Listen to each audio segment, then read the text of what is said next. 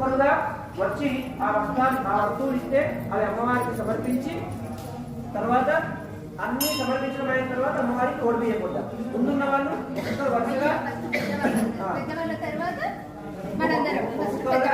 అందరూ వేసి ముందుకు వచ్చి తొందర పడకూడదు. అమ్మవారి దాన్ని ఎంత నిదానంగా తీసుకుంటే అంత మంచిది. అందరికీ ఆ వస్తువులన్నీ అందుతాయి.